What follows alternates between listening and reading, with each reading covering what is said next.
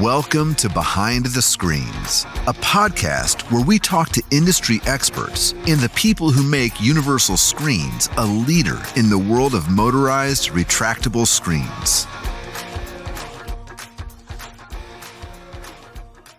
Welcome back. Another episode of Behind the Screens. I'm Sean Culbertson, the CEO of Universal Screens. I'm joined here. Yeah, whatever. I'm joined by Michael Longoria to my right. Michael Longoria is the VP of Operations for Universal Screens. And I'm also here with Teresa Staggs. Oh, that's right. Williams. Name change. Yes, Teresa Williams Teresa Williams from KJ Custom Screens and Outdoor Living. Before we get started, we definitely want to give a shout out to 903 Brewers. We've got another beer here. This one's called the Milkshake and Fries. Jeremy's Milkshake and Fries. So this is a blind taste.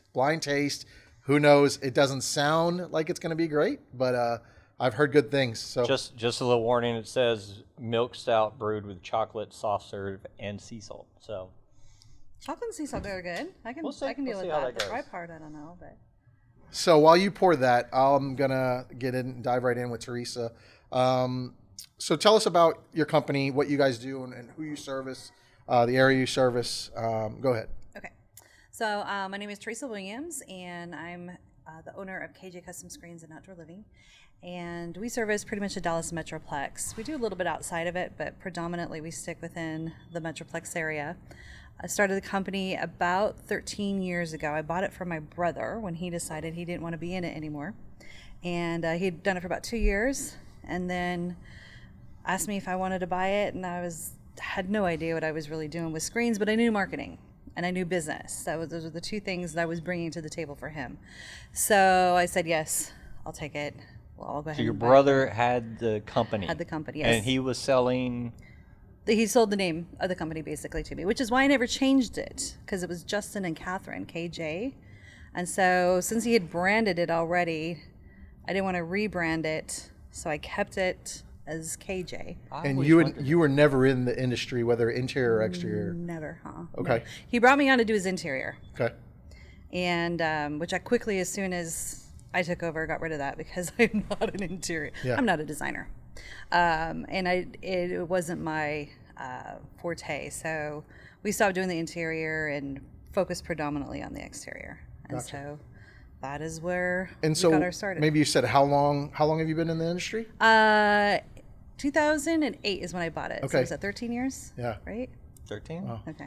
Yeah. And so in 2008, when you started that, in one of our episodes, we talked about optimism and, when you bought it, obviously you wouldn't have bought it if you didn't think it was going to go somewhere. But did you think that it was going to did you think you were going to be able to take KJ to where it is now? I mean, you're one of the industry Do you leaders. remember what was going on in 2008? Yeah, of course. Yeah. The whole The market crash, housing right? Housing, industry crashed. Yeah. I bought it at the worst possible time. Yeah. I had no idea, of So course. you're thinking at to that yourself, point. like, Oh, I yeah. made a mistake. Oh, yeah. Well, and it didn't take, so for us, because we dealt with a lot of home builders at that point, it didn't hit us till almost a year later because we had channels in place, Yeah. So that's when it really hit us. And then I was wondering, what the heck did I do? Like, Yeah. I will never get into this situation again. That's what I remember telling myself. How can I not be back here where, the average home is not purchasing a screen anymore? Yeah. And so that was what drove me to how I built the business today, because I was not going to be back there Well, again. did that, seeing that you were in that mind frame of people aren't buying screens, did that push you more, or did that kind of set you back and you kind of, No, it absolutely pushed more. I just knew that I had to hit a different market, and that was the high end market, because typically the higher end home, recession doesn't hurt them. And you are a known personality in DFW and that high-end custom builder market. Yes. That's the one thing that, we've known each other for a long time now. And, one thing I'm not good at all is networking. I don't even try anymore. I don't like to do it. Now, if you drop someone into my lap and introduce me to them, I can talk to them as long as they can talk back. Right. But I'm not going to walk into a room. I'm not going to walk into a crawfish bowl, and I'm not going to go sit with someone and network. Right. And that's He's that just strange kid in the corner, like at that table. It's oh, like, absolutely. Oh, I've been in public with him. I know. Absolutely. And mention crawfish boil. I'm going to go in and eat crawfish. You know? Right. But you are completely different in that environment, and I admire that about you because you get in that environment, and the crawfish is my first, and it's your fifth. Yep. It's about finding the people, networking with those people, finding out who can build your business, and how you can get interconnected with them. And I think it's an unbelievable sight when I go to these things and see how those builders react with you, and not just builders, but other vendors that have no impact on your bottom line at all, that just know who you are because you're out there. Right. Relationship building. Yeah. That's the predominantly, I think, is the one thing that has changed the way I do business is by building the relationships. And builders are very loyal. If they like you, they're very, very loyal. So that's what we do. We build relationships with them. I know their kids. I know their wives. I know their employees. I know their project managers. The whole office knows who we are. We know who they are. And they don't forget us. They don't forget us. We drop them off cookies. Once a year, everybody gets touched once a year. Whether or not they're doing a whole lot with us or not, they get touched. Yeah. And by getting touched, I mean we go to their office and we just, hey, thank you for using us, or hey, we're still here. Yeah. Why don't you use us? You know, so it's relationship building, and that's what they remember. And that goes a long way. And you know, we try to do that, and sometimes, you know, we lose touch of doing that.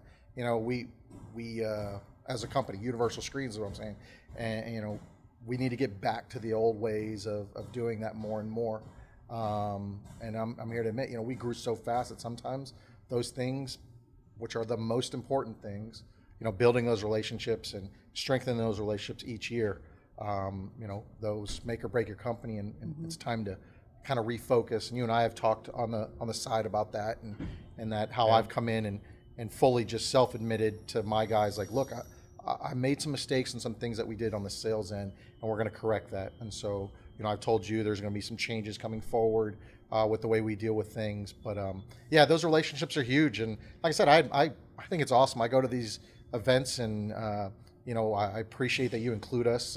We've got 2 of your ARC awards sitting. I think one's turned backwards maybe, but we've got 2 of your ARC awards here. And being at those events with you, you know, just there as a bump on the log, but completely, you know, supportive of all that you do. It's awesome. I mean, you know, that's one of the things that I remember is going to the awards with you, dressing up, Right. having a good time that night. So. Well, it's one of the only things that you get recognized for, right? And then this is one of the shows that the Dallas Home Builders puts on for at their association. It's associates, remodelers, and custom home builders.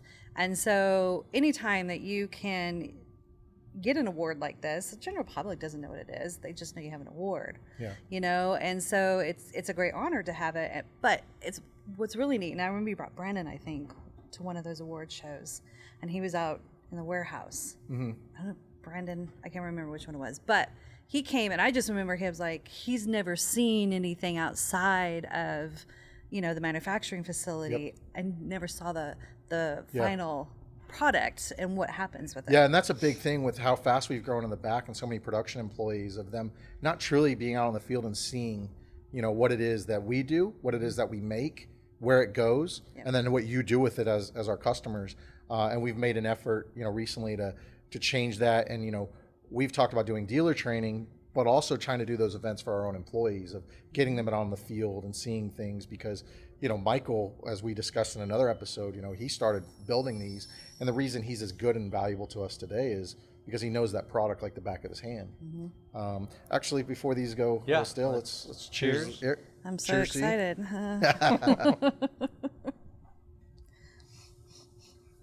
So the milkshake and fries, not as good as the last one, but you could. That stout comes through. I mean, the stout comes through. I don't taste the milkshake or the. Yeah, I'm not getting the milkshake caramel and fries.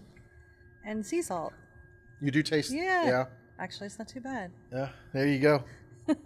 I may finish. Yeah, this. and that's one thing that we try to instill in the employees, because they can be back there all day long building a product, but if they don't know what they're building it for, then it's hard. So. Yeah, I know they have pictures on the walls. Right. You know? You know, they built the the screens for some of these huge homes that you're building, that you're working on, $20+ million homes.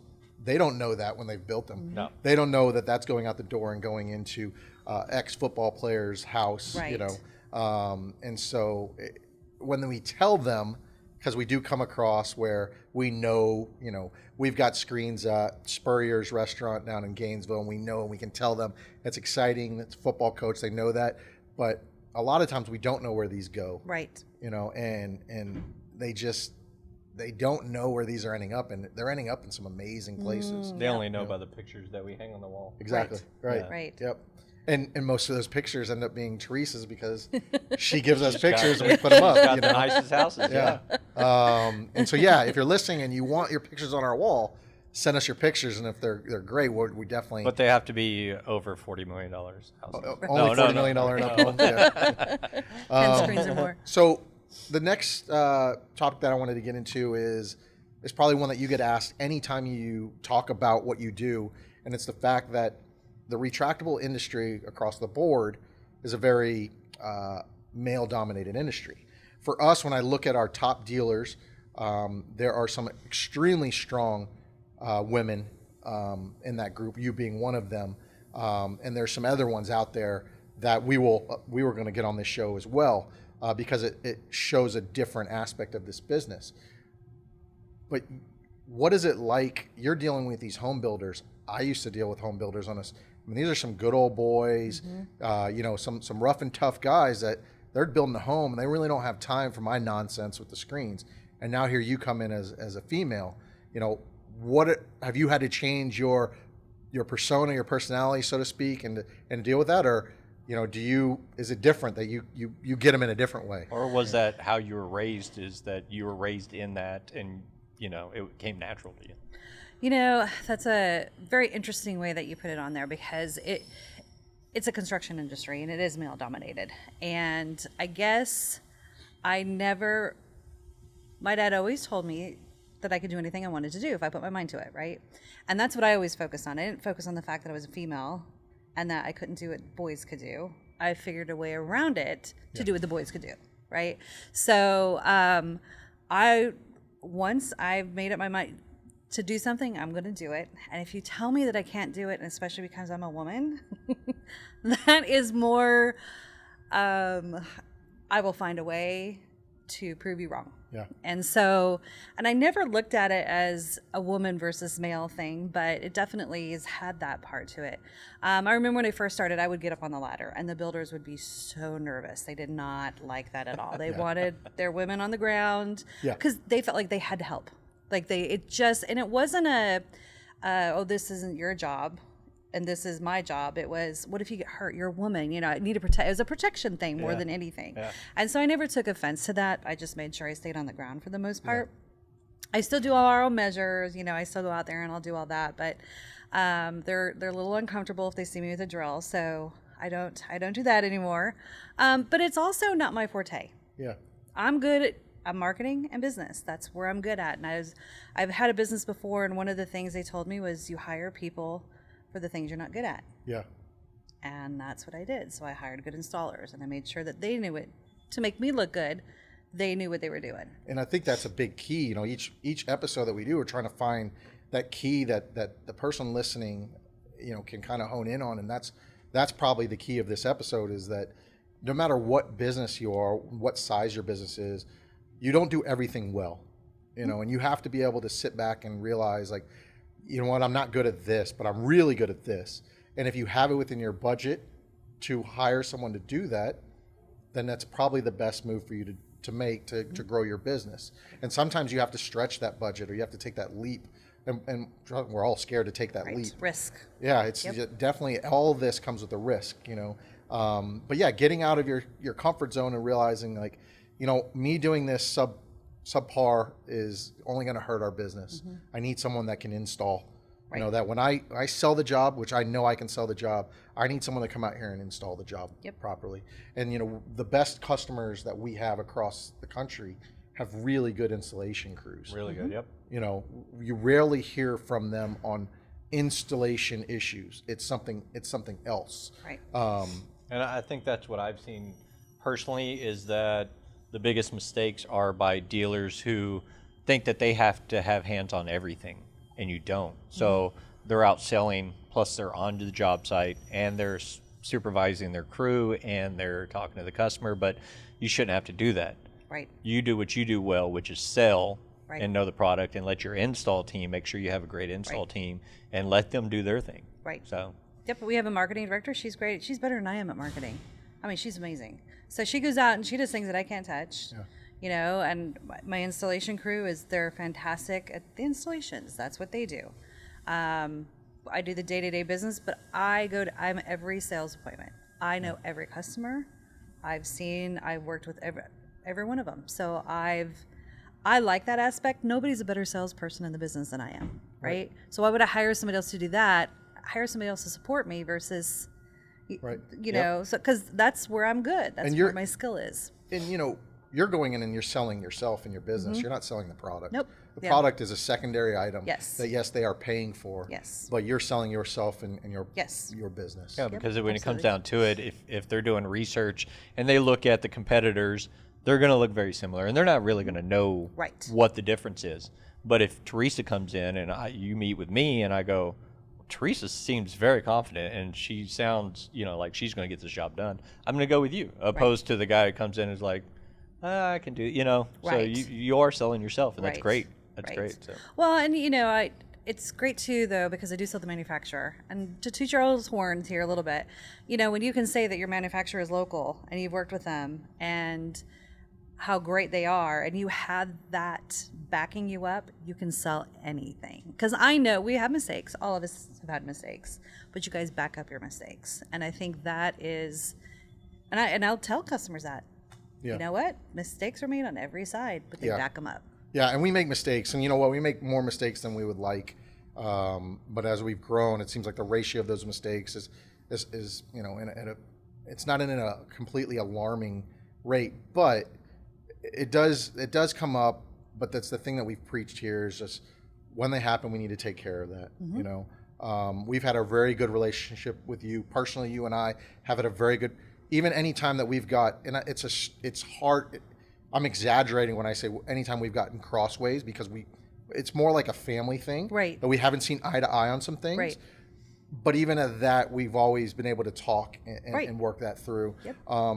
You know, and the relationship that we have with you for this market, and we have a lot of dealers in this market, you know, that do a lot of jobs, and you know. We're nothing but thankful for what you do. You're out there representing our product at a high level in front of high clientele. You know, and speaking of that, it's kind of a segue into, you know, what you've got coming on the horizon. Very exciting. Yes. Something that I don't know that anyone that we've had as a customer, I know we haven't internally done it, has done this type of television show. And you're going to be getting involved in that very, very soon. Yep. So speak on that for a little bit, you know. So we start filming on September 22nd. We're doing a segment on designing spaces, which is on Lifetime. And very exciting. I know, I'm so excited about it. We're showcasing one of the homes that we've done. As a matter of fact, you and Joe were out there with us on that, on a few things. And it has 13 screens, I think, on it. I believe so. Yeah, 13 screens, plus the 2 in the cabana. So it's a gorgeous home. We personally installed these, just so everybody no, we did not. It's the Designing Spaces Luxury Edition. So it's a beautiful house. I can't wait to showcase that and meet with the builder. The builder and I are going to walk them through everything. It takes about an hour to walk around the entire house. Yes. That's how big of a house it is. Oh, it's giant. It's beautiful. It was an amazing home. And just for anybody who doesn't know, Designing Spaces is on what Lifetime. Lifetime. Lifetime. Okay. And when do you think, so they're going to start filming here pretty soon? Yep. When do you expect this First quarter. So probably January. Okay. Which is great because it's right in time for winter. Yeah. To go into the spring. So people are just starting in January after all the holidays going, okay, we need to do something with my backyard. Now we can really start pushing it. So we'll put it on social media in September, but we're really going to promote it before it comes out. When you first mentioned this to me, we went back and forth with it a bit. we won't say what the cost is, but we'll leave that to the others when they're solicited to come and you see that eye-opening cost. Yes. You know, it's not a cheap adventure to take on. The risk we just mentioned, why did you take that risk to do this? And I fully back it. I think it's great, and I've told you, however we can help you, we will. But what was the end factor of let's do this? Well, remember we had just decided to go with Lux magazine as well, right? Which is a very high-end luxury home magazine, and that was quite costly. So this is the most I've ever put out for marketing dollars, but my cost of return, when you sit there and you look at how many screens, if you sold from an episode to at least just make your cost, I had to do it. Yeah. Had to do it. So it was just an incentive for me to go out and go, okay, I need to go sell this many screens to make this up. Yeah. And that's basically, plus it's putting us in the market where I want. We're really going for the luxury home.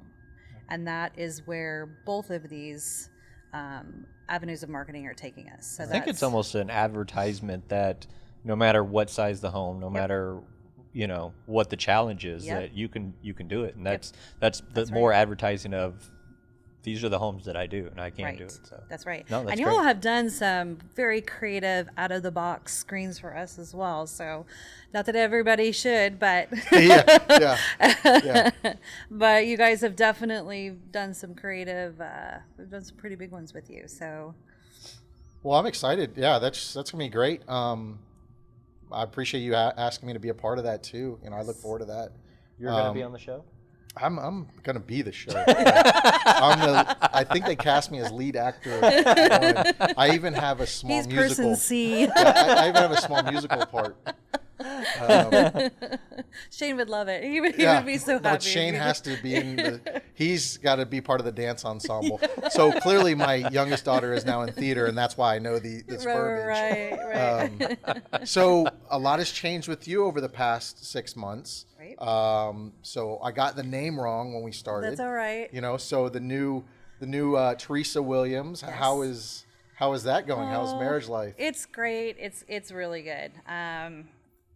Shane has his own business and he does outdoor living as well. So it's awesome at the same time as sometimes it's all you do is talk about work, to the point where the kids are like, oh my God, stop talking about work, because we do so much together on a lot of our jobs. But we blended a family, and it has its challenges, but it's been awesome. I think that's, since, here's a podcast trying to find out ways that we can relate to the audience. So that's one of those ways or one of those topics is when you get home, like you said, you're talking about work, and I'm kind of in that same boat, but we cut it off. Like I'm almost to a point where I'm kind of an a-hole about not talking about work. I'm glad I'm not the only one. Yeah, yes. So I just don't want to talk about work until I want to talk about work. Right. So like tonight I got to ask her something about work, but normally it's like it's time's off. But tonight I'm going to have to ask her a specific question. We try not to as well. I even texted earlier. I was like, we got to talk about this tonight, and I'm thinking like, I don't want to talk about work. Right. But this. Well, we work out of the home too, right? Both of us do, and the kids are home all summer, so that's when they heard a lot more about it, I'm sure, than what they normally do. We try not to at night as well, but you get sucked into it. It's gosh, sometimes it's hard. Have you gotten the kids involved in the businesses at all? My middle son, my oldest is in college, so my middle one worked last summer as an installer. Nice. Yeah, he wasn't really into it. Yeah, like the not his thing. Sometimes you got to find out the hard way like that. Yeah. So he opted not to do it this summer. Yeah. But it is interesting to try to find out that, and that opportunity will be afforded, to Mike's kids when they're old enough to come. My two oldest worked this summer. Cadence worked in the office to help the office staff, and my son Dylan worked in the back, and it was great. They were able to work, put in some hours while also doing the activities they needed for their summer school and athletics. But my son was in the back in the production, in the heat, working, and the feedback that I got was he's a good worker. He gets his stuff done, and those are the things that I wanted to hear. And my daughter was in here working, in the office, air conditioned, but she was getting stuff done, and people said anything we give her, she gets done. So as a parent, certainly made me proud to hear that, okay, they can definitely do that. I don't have to watch after them. Right. to try to teach them some things. Well, and see what dad does. We don't just bring home money. Yeah. We're not just a paycheck. Right. Because a lot of times that's how the kids feel. You're just a paycheck. Yeah. And so when they actually see you do the work, and they come and they're on a job site. That was the best thing for my kids, is actually seeing the job site and actually seeing what we do. Because otherwise I'm just on my phone all the time, I don't do anything. I'm just playing on my phone. So I'm like, no, that's my job. I'm fielding, texts and calls and emails. And Right. So. Sure, Mom. Yeah, right. Playing Candy Crush, Mom. I know it. But it's also good that your son was able to get out there.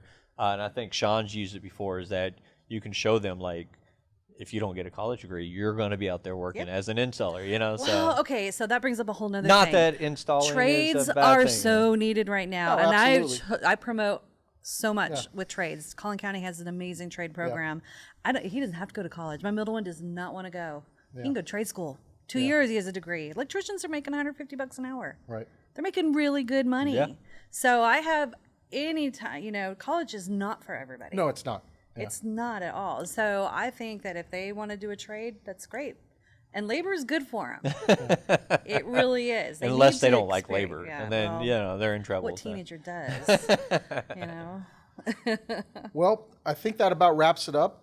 Like I said, we just wanted to kind of dive a little bit deeper into Teresa and KJ as a company, and the background, and your success without telling exactly what you're doing. We'll keep those secrets to ourselves, but man, it's awesome working with you. You do some amazing projects. You're a good person. I don't have friendships with all of our customers for many reasons. There's a line, but I do consider you a friend. I was quite bummed that we couldn't make your wedding. I do appreciate that we were even included. But yeah, anything you need, you can definitely ask us, whether it's work or family. I know. But, I know where to go. It's almost like if you're not keeping up with the Williams, then, So yeah, next TV time, show. next time we'll get Shane on here. We don't even need a mic. He can just sit there. So. All right, well, that's it for this episode of Behind the Screens. We will we'll catch you on the next one. Thank you. Thank you.